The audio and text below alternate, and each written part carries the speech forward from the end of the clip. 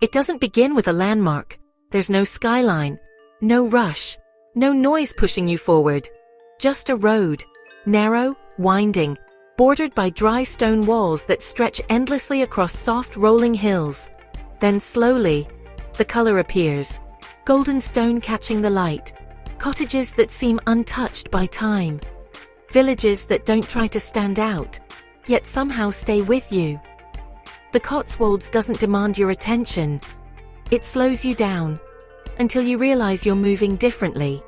Morning walks without urgency, afternoons that stretch longer than expected, evenings that arrive quietly, without interruption. This isn't about seeing more, it's about feeling more, by doing less. For 7 days, you step out of routine, and into something calmer, quieter, and far more real. We'll break this down day by day. What to do, what to eat, travel tips, where to stay, and the best Get Your Guide experiences. All the links you need are in the description below. The journey into the Cotswolds doesn't feel dramatic. It happens gradually. The roads narrow, the traffic fades, the buildings soften. And then you arrive in Bourton-on-the-Water. Your first impression is the river. Shallow, steady, moving gently through the center of the village. Small stone bridges cross over it, each one slightly different, each one pulling you further in. Start your morning with a slow riverside walk. No plan, no direction. Just follow the water. You'll pass small cafés setting up for the day, locals moving quietly through the village, and open green spaces where everything feels relaxed. Mid-morning, explore the village centre. Step into local shops, not for souvenirs, but to understand the pace of life here. Nothing feels rushed, nothing feels forced. By early afternoon, stop for a cafe break. Sit outside if you can. Watch the movement around you, slow, steady, unhurried. Later, cross the bridges again, but this time take the smaller paths away from the center. This is where the village becomes quieter. Fewer people, more stillness. By evening, return to the river. The light softens across the stone buildings. Reflections settle on the water. And for the first time, you realize you've completely stepped out of your usual pace. Bourton-on-the-Water has been inhabited since Roman times and sits along an ancient trading route through the region. Start with a traditional pub lunch or afternoon tea, around £15 to £25 depending on where you stop. Arrive early or later in the afternoon. Midday is the busiest time in the village. Hotels and guest houses here range from £100 to £250 per night. We've added guided village tours and local experiences in the description. Perfect for your first introduction to the Cotswolds. The morning begins with a short drive. Rolling hills stretch out in every direction, broken only by hedgerows and distant farmhouses. Arriving in Stow-on-the-Wold, the atmosphere feels slightly different. More open, more elevated. Start in the market square. Wide, surrounded by old buildings that have stood here for centuries. Walk slowly through the area.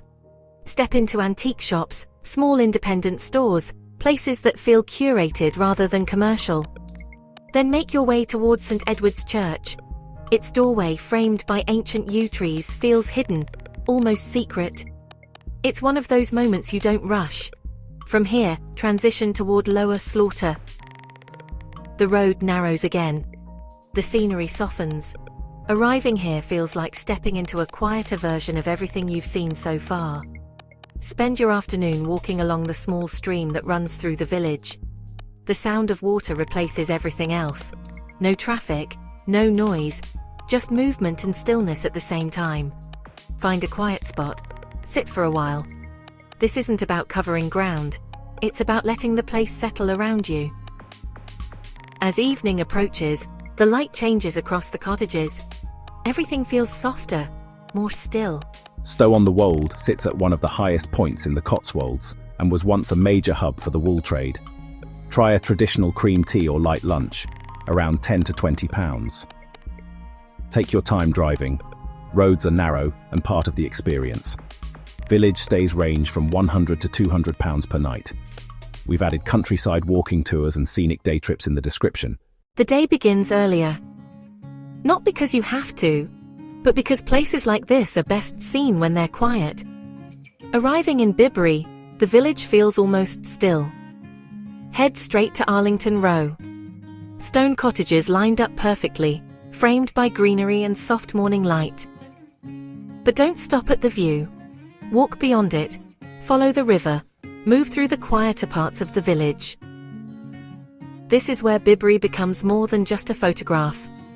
Mid-morning, continue along the river walk.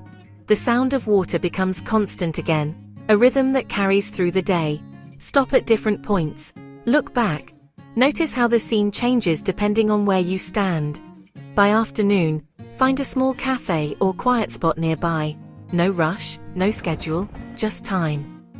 As evening approaches, return briefly to Arlington Row. The crowds have gone, the light is lower, and the entire place feels different again.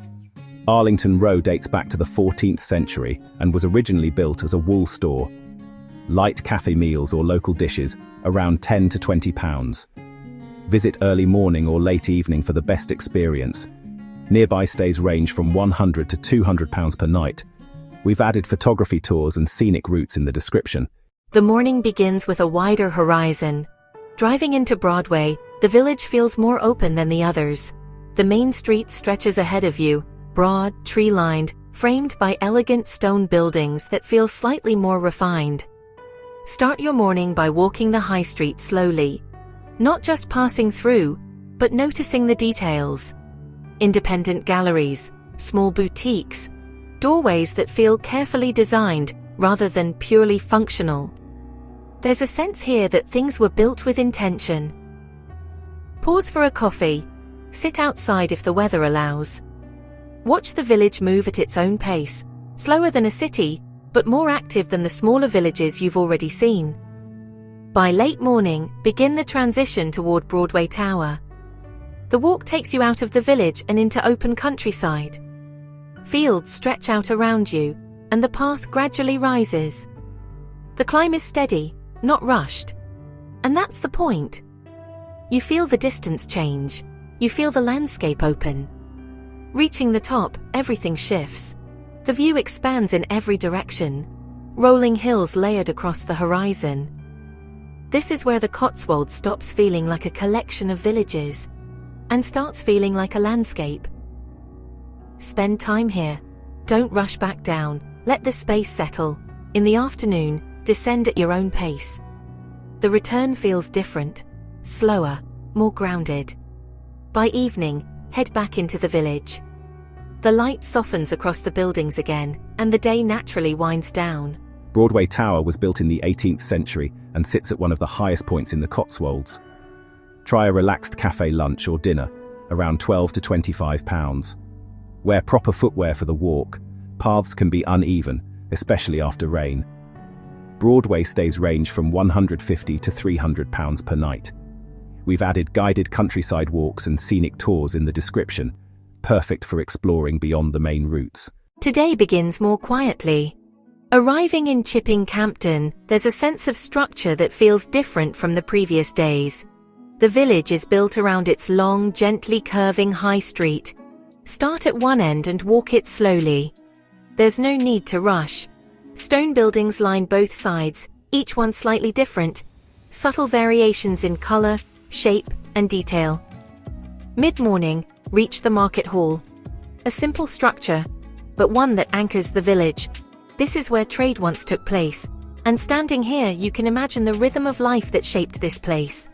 Continue walking, explore side streets, smaller alleys, places that feel less visited. This is where the village reveals itself. In the afternoon, step into a local gallery or independent shop. Campden has a strong connection to the arts and crafts movement, and that influence still shows in the details. Handmade items, thoughtful design, a slower approach to making things. Stop for a quiet lunch. No rush, no need to move quickly. This is a day built around observation. By evening, walk the high street again. The same place feels different in softer light, less movement, more stillness. Chipping Campden became a centre for the arts and crafts movement in the early 20th century. Light meals or traditional dishes, around £10 to £20. Take time to explore side streets. They're often quieter and more rewarding. Guest houses range from £100 to £250 per night. We've added heritage tours and local craft experiences in the description. The road into Combe feels different, narrower, quieter, more enclosed, and then suddenly, it opens. You arrive in a village that feels almost untouched. No main road cutting through it, no modern interruptions. Just stone cottages, a small bridge, and a sense of stillness that's hard to explain. Start by walking across the bridge. Pause here. Look around. This is one of those rare places where everything feels complete as it is. Continue through the village slowly. There's no itinerary here. Just movement. Small paths, quiet corners, subtle changes in perspective as you walk. By mid-morning, step away from the center slightly. Find one of the walking routes leading out into the surrounding countryside. The village quickly fades behind you. Open space returns. In the afternoon, come back. Sit somewhere quiet. This is not a place for activity. It's a place for stillness. As evening approaches, the village becomes even quieter. Fewer people, less movement.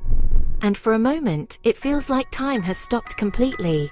Castle Combe has been used as a filming location for multiple films due to its preserved appearance. Enjoy a traditional pub meal, around £15 to £30. Parking is limited. Arrive early or be prepared to walk in. Stays range from £150 to £300 per night. We've added village tours and countryside experiences in the description. Perfect for exploring this area properly. The final morning doesn't need a plan. It begins slowly. A quiet start. Maybe a short walk along a familiar path. Maybe a cafe you've already visited once. The difference isn't the location. It's how you experience it now. You're not rushing. You're not trying to see everything. You're just present. Take one last walk. Notice the details you might have missed before. The texture of the stone. The sound of footsteps on gravel. The way the light moves across the landscape. By late morning, begin the journey out. The roads widen again. The pace begins to return. But something stays. Not the places themselves, but the rhythm of them. The Cotswolds covers nearly 800 square miles of protected countryside. A simple breakfast or cafe stop, around £8 to £15. Allow extra time for your departure. Country roads can slow travel. Final stays range from £100 to £250 per night. We've added flexible experiences and extensions in the description if you want to continue your trip. The Cotswolds doesn't try to impress you. It doesn't overwhelm you. It changes you, quietly. From open landscapes to small villages. From slow mornings to still evenings. From movement to stillness.